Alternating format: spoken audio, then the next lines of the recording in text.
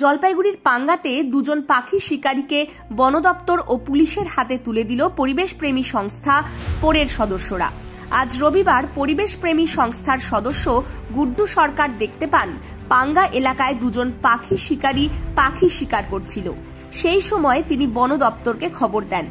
পরবর্তীতে বন দপ্তরের গরুমারা বন্যপ্রাণী বিভাগের বিট অফিসার ও কোতোয়ালি থানার পুলিশ ঘটনাস্থলে গিয়ে দুই যুবককে আটক করে এবং তাদের কাছে 7টি মৃত পাখি ও পাখি শিকার করার যন্ত্রপাতি উদ্ধার করা হয়েছে।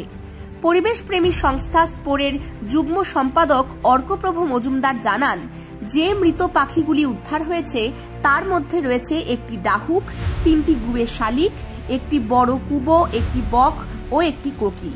এইসব পাখি বন্যপ্রাণী সুরক্ষা আইন 1972-এর আওতায় রয়েছে। আজকে পাঙ্গা থেকে আমাদের মেম্বার গুড্ডু সরকার ওই রাস্তা দিয়ে যাচ্ছিল, তখন দেখে দুটো ছেলে মাঠের মধ্যে পাখি মারছে। তারপর আমাদের মেম্বার তাদেরকে ধরে, তারা পালানোর চেষ্টা করে। তারপর তাদেরকে ধরে যখন আনা হয়, তাদের ব্যাগ থেকে 7টি পাখি মৃত পাখি পাওয়া যায় এবং ওদের থেকে ছেলে দুটোর থেকে দুটো গুলটি পাওয়া যায়, পাথর পাওয়া যায় আর কিছু অস্ত্র পাওয়া যায়, দা, যেগুলো দিয়ে পাখিগুলোকে মারা হয়েছে। তারপর আমরা ফরেস্ট ডিপার্টমেন্টকে, Gorumara wild life division and Jalpaiguri Kotwali থানায় তাদেরকে ইনফর্ম করি। তারা সেখানে স্পটে পৌঁছে তাদেরকে অ্যারেস্ট করে নিয়ে যাওয়া হয়। আর সেই 7টা পাখির মধ্যে সবগুলোই ওয়াইল্ড লাইফ প্রোটেকশন অ্যাক্টের আন্ডারে পড়ছে। এখন এই ছেলে দুটোকে ফরেস্ট ডিপার্টমেন্ট আর কোতোয়ালি থানার দুই ডিপার্টমেন্ট নিয়ে যাচ্ছে, নিয়ে গিয়ে তারপর লিগ্যাল প্রসিডিওরে মুভ করবে।